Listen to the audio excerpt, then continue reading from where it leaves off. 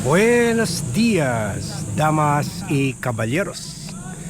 Apart from the killings, the EJK killings and the grand plunder of the country's resources, where the Dutertes left us with 13 trillion debt at sirang-sira na government structure, kinurap nila yung government structure, including the Philippine Police, na ginawa nila mga killers na mga kompetensya nila Duterte sa drug war.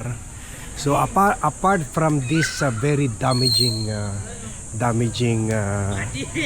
politically damaging and financially damaging, historically damaging legacy ng mga Duterte, iniwan rin ng Duterte sa atin yung legacy ng pagyayabang, lalo na yung mga lawyers during the Duterte administration, led by Duterte himself, na minamaliit kahit yung mga kapwa lawyers.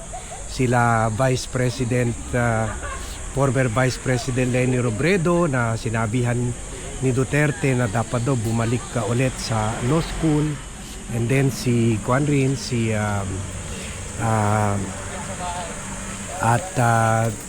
inuungkat rin nila yung pag-take two daw ni BP Leni sa bar, and then yung general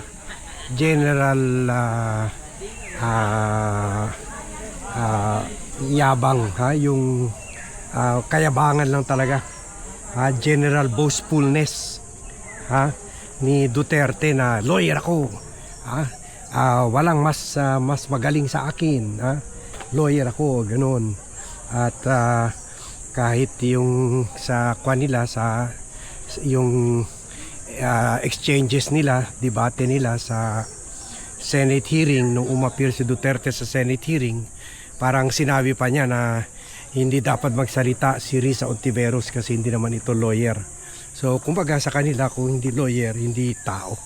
Pero ang ngayon maganda, morning, lumalabas na talagang kahit mga lawyer man sila, talagang tatanga-tanga sila. Kumbaga hindi matik na lawyer ka ay magaling ka na, hindi matik na ano mang gagawin mo, maging successful ka doon. Kasi si Duterte lang mismo ang prime example of that, na hindi naman lawyer si President Bongbong Marcos, pero nautakan siya, naikulong siya sa daig. Hindi naman lawyer itong sila Trillanes, pero sila yung nag-initiate ng kaso laban kay among the first to initiate cases laban kay Duterte sa ICC, and they have been successful in this. So yung recent situations, lalo na dyan sa recent developments, lalo na dyan sa ICC, it shows na triumph, that goodness still triumphs over evil. Kung nasa tama ka, you will still win issues, you will still come out winner in cases, issues. Good morning. So, or in life, so kaya no wonder ngayon kumakalat itong old post ng GMA ukol sa pahayag ni Attorney Salvador Panelo ukol dito sa impeachment, kung saan sinabi niya na never mananalo yung prosecution team, at maganda ngayon, dalawa doon ay Filipino pa sa prosecution team, unlike sa defense team, puro foreigner. Pero sabi ni Panelo, walang chance mananalo mga yan. wala silang kakayahan at wala silang ebidensya. So nung lumabas na yung decision ng Supreme Court na ng ICC Appeals Chamber, una yung sa binasura nila yung question sa jurisdiction, binasura nila yung 3 arguments, and then binasura rin nila yung mga arguments ng depensa sa confirmation hearing. Kinonfirm nila na meron talagang probable cause, meron talagang mga solid na ebidensya laban sa mga Duterte. So dahil dyan, yun, nag-repost yung mga netizens itong pahayag ni Salvador Panelo, na sabi niya expected daw ma-dismiss na talaga ng ICC itong kaso. Sinabi niya nung February, nung pumunta sila sa The Hague bilang mga sila 7 lawyer ng mga Duterte. 7 pa naman, 7 na puro palpak. Kumbaga parang nag-call a friend si Duterte. Baka wala nang tiwala kay Kaufman. Nag-call a friend sa 7 lawyer. Nag-uumpugan yung mga ulo nila kung paano mag-argue. Wala pa rin nangyari. Talo pa rin sila sa issue ng jurisdiction, at talo pa rin sila sa issue ng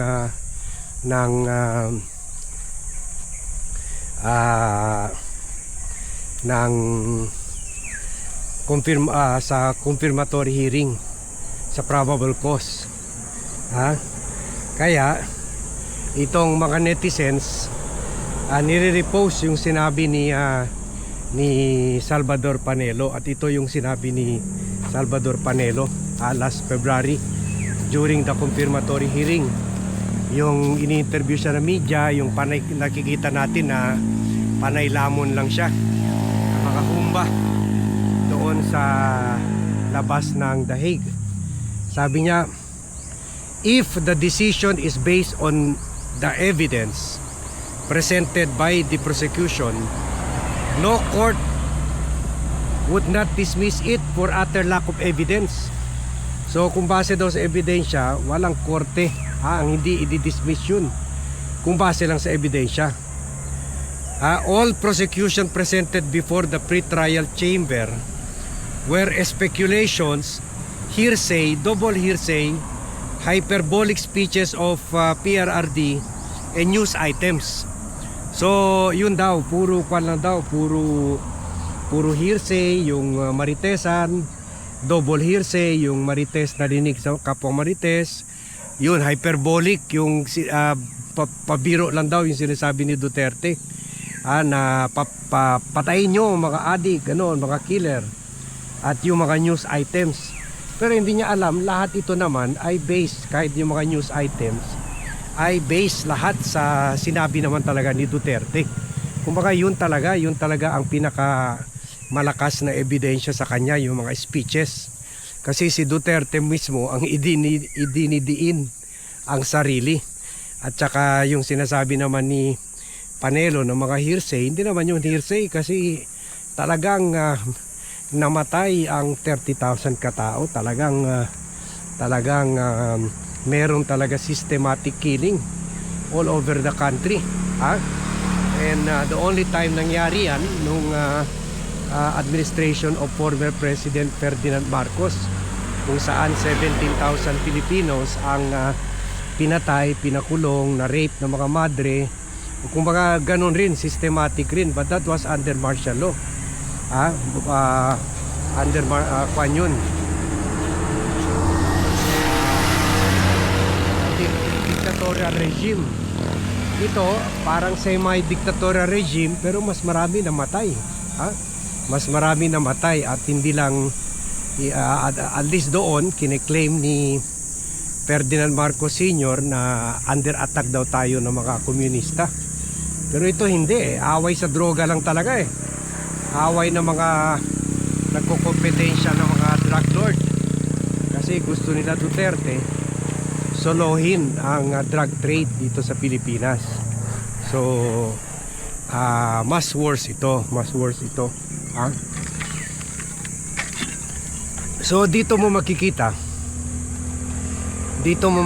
na ang kahit lawyer pa man, pero kung kahit sabihin natin na matalinong lawyer, magaling na lawyer, although hindi naman ganun sila Panelo, pero kung mali ang mga bagay-bagay sinusuportahan mo, mga kliyente mo, mga mamamatay tao, diktador, magnanakaw, sinungaling, wala rin.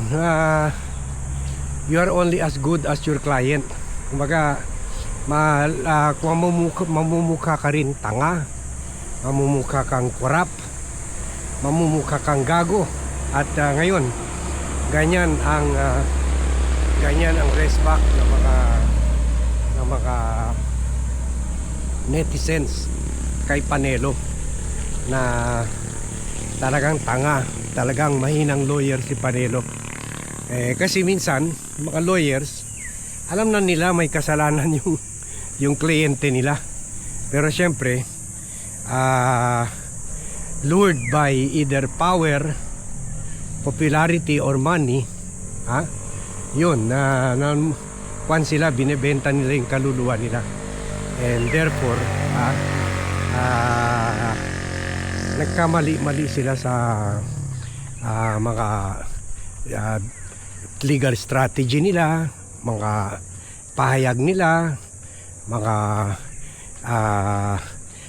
mga issue tinitake nila or legal position tinitake nila. Tingnan mo itong si Sara, lawyer daw, although debatable pa whether pumasa talaga sa College of Law at sa bar. Meron tayo follow-up issue dyan. Lawyer daw, pero tingnan mo, kapalpakan niya yung pag-akyat sa Supreme Court kaysa harapin na lang yung yung kaso sa Senado last year.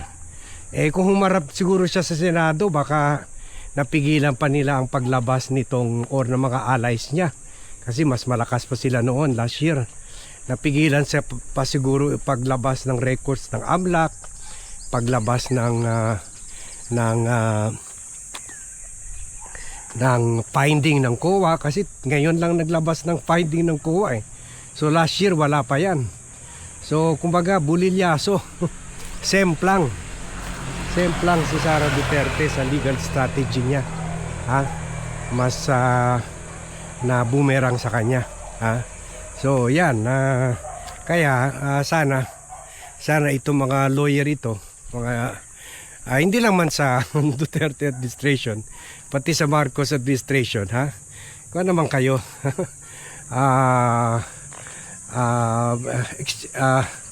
you exercise humility naman, kasi hindi dahil mga lawyer kayo, hindi dahil magagaling kayo sa batas, pero if because of your corrupt, killer at lying clients, namumukha rin kayong tanga, at for supporting evil over goodness, you still lose your cases, you still lose the legal battle and also the political battle. So sana maging marami naman tayong mga kaibigan na lawyer, sana maging lesson ito sa mga kagaya ni Panelo, at sana mga DDS rin malinawagan na talaga sila sa issue na ito, na hindi dahil automatic lawyer ng mga DDS lawyers tama na yung mga sinasabi nila. Kasi most of the time alam naman nila mali yung mga sinasabi nila, mali yung mga political analysis, interpretation nila ng batas, pero sinasabi na they are forced to say the opposite. Alam na nila mali, pero pipilitin nila gawin tama. So tulad ito kay Panelo, lahat ng sinabi niya opposite ang nangyari. Talong-talo sila. Lahat ng argumento nila ni Kaufman na shoot down ng ICC judges. So, thank you very much everyone for watching. Thank you very much for joining me in this vlog, and see you in my next vlog.